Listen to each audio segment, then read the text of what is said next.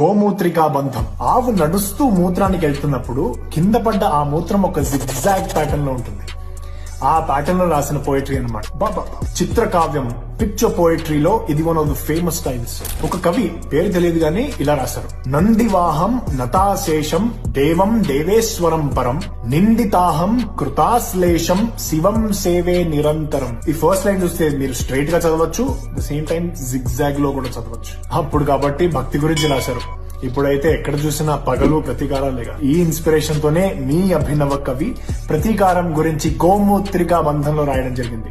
Check this out. ప్రతీకారం వృధా భారం సదా మౌనం సమాధానం ప్రతి తీరం వ్యధాహారం కదా ధ్యానం క్షమా వైనం.